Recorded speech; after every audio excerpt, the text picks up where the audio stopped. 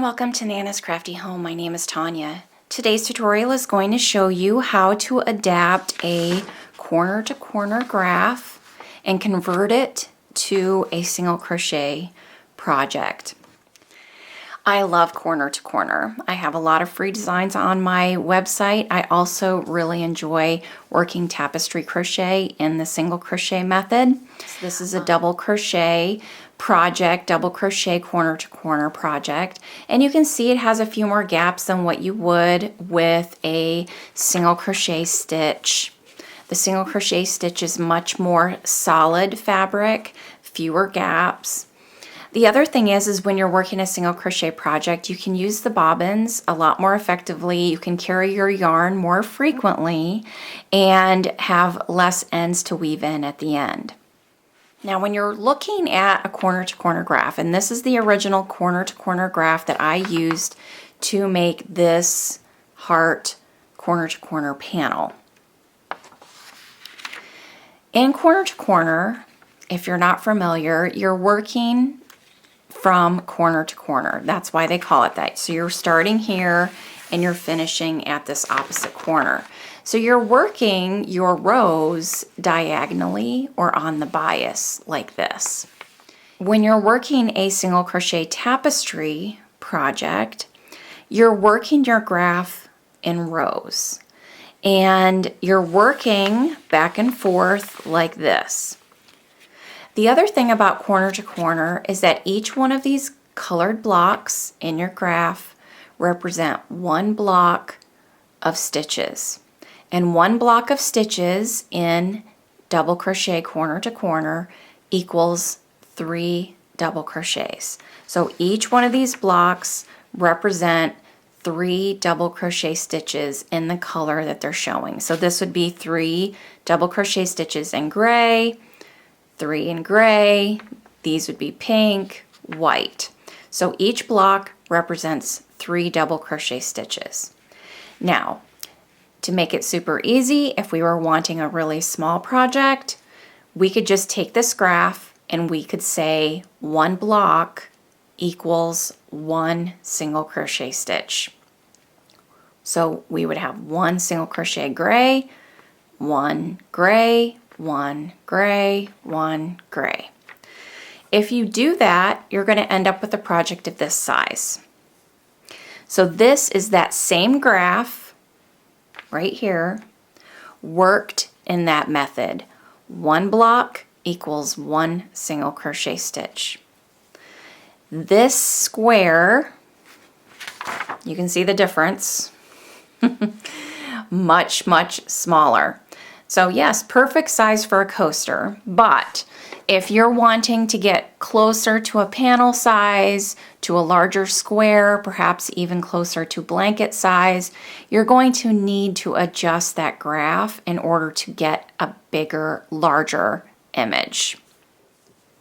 If I want this size, and it is smaller still than my original corner to corner. It's about 30% smaller actually. I did a lot of swatches, but all of these squares are made using the same yarn and the same size hook so that you could see the difference using the same graph for all 3 methods. So even using my single crochet adaptation here, I'm still not going to get to my original size of my corner to corner. It's going to be about 30% smaller than my corner to corner pattern. But what I'm doing is I'm saying that each one of these blocks represents 2 single crochets across and 2 single crochets up. So it would be 2 rows of single crochet stitches and two single crochets for each block. So as you can see here, I have a total of 13 blocks. That would represent a total of 26 stitches because each one, so it'd be times 2. 13 times 2 equals 26. So I would have a total of 26 single crochet stitches for my first row.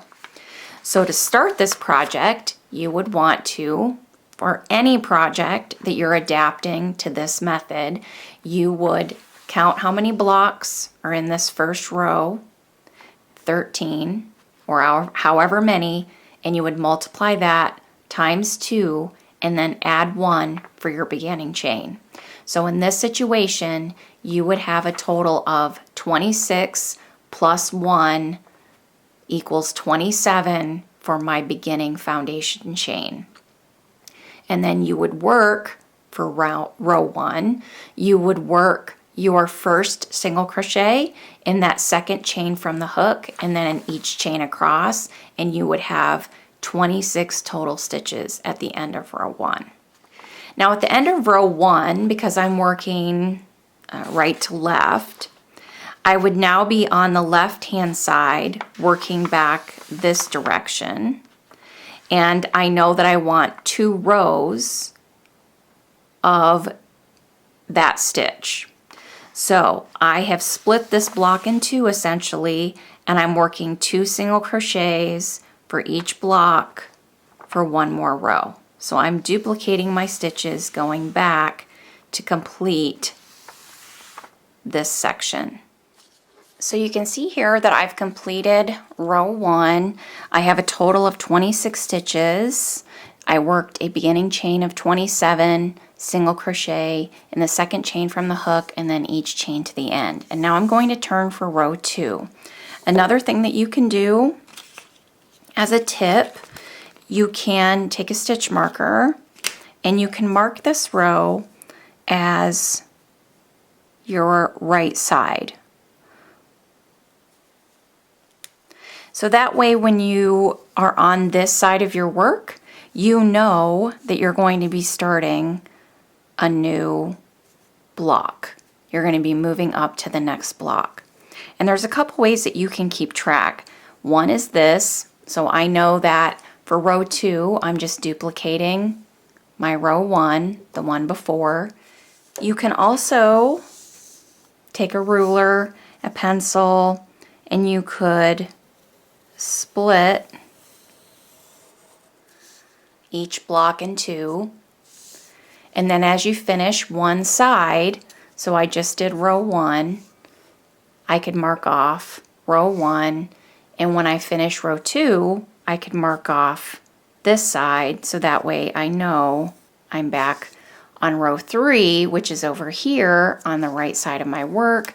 I'm ready to start a new block, and I would split those in 2. Whatever helps you keep track of where you're at. I think that's a couple of good ideas for you. But we're going to be turning for row 2.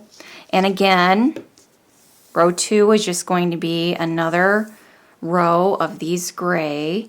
And I'm going to chain 1 and single crochet gray in each of my stitches here. So we're ready to turn for row 3 and chain 1. And so I'm here, and it's going to be this first section of gray. And remember, each one of these blocks count as 2 single crochet stitches. So I have 1, 2, 3, 4, 5, 6 blocks of gray.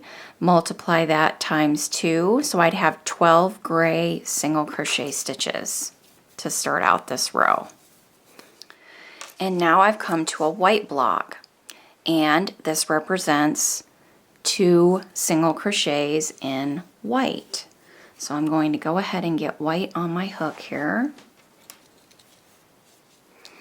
And if you want more information on how to change colors in single crochet tapestry crochet, or if you're a beginner to single crochet tapestry, I do have a link in my description below, and you can check that out. So I'm going to be working 2 white single crochets.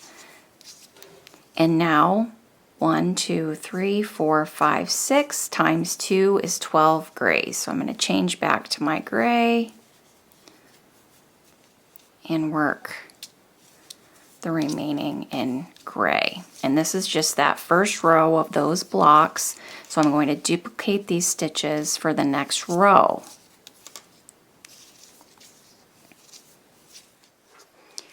And you would just continue on. For your next row, you would be coming back over top of those stitches you just worked, repeating 1, 2, 3, 4, 5, 6. Times 2 is 12, 2 white, and then 12 more gray.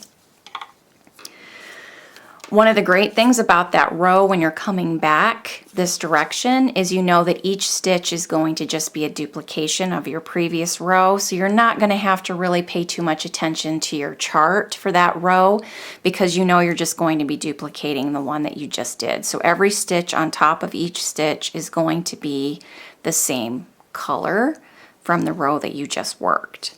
It isn't until you're working from this side that you are changing your colors.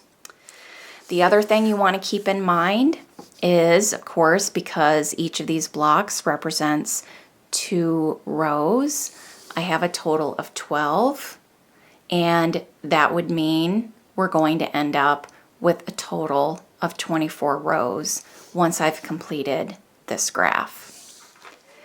As I mentioned before, I used the same yarn and the same hook size for all 3 of my squares, and with that I ended up with a square 30% smaller than my corner to corner graph. You could make it a little larger by increasing your hook size. In fact, I would recommend that for tapestry crochet. I typically, this may not be the case for you, but for me, I typically work my tapestry crochet a little bit more tightly than I do other stitches, and so I do like to move up at least 1, if not 2 crochet hook sizes, and changing up your hook size would actually give you a little bit larger size blanket as well. Then once you're completed, if you're wanting to, add size, add width, add height to your finished project, then I would go ahead and add a border, that would get you closer to that size that you're looking for. You could also change your yarn size. This is a worsted weight. You could go up to a bulky weight yarn, which would also help get you to a larger size as well. So there's lots of things that you can do to adapt these graphs to get them to the size that you want. So another thing I wanted to point out as a tip is when you're looking at corner to corner, you can see because each of these are blocks, it tends to be a little more blocky for that very reason.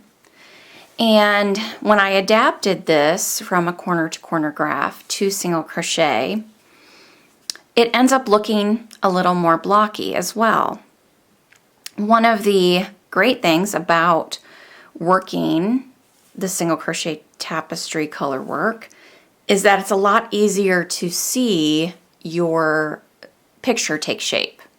So when you're working corner to corner, you're working diagonally this way, and it's much more difficult to really picture your end result. Whereas here, you're able to kind of just see it play out as you're working row by row.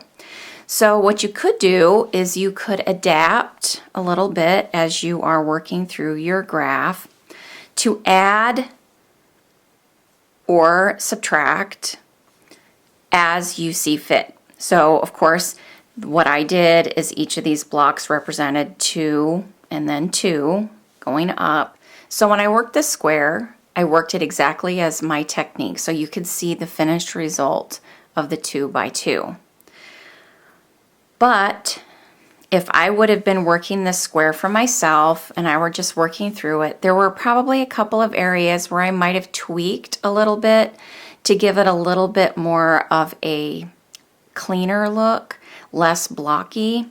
For example, here I might have added another white single crochet here, or subtracted a white here, added a white here, or subtracted one here, whichever looked better as I was working through this graph. So if I would have created this as a single crochet tapestry graph, I would have been able to adapt it more, and you would have had less of that blocky appearance in some of these areas. I don't think it really ruins the effect. I mean, I think this is a really nice picture regardless, even as it sits now. But just to keep that in mind, you can adjust. Just because I tell you 2 by 2 doesn't mean you have to stick to that. You can make changes as you see fit, as you're working through this picture, and as it takes shape, you can make adjustments to make it a little less blocky in appearance. I hope you've enjoyed this tutorial today. Thanks so much for being with me. As always, remember to subscribe to my YouTube channel so you never miss a new video. Thanks everyone. I'll see you soon. Take care. Bye-bye.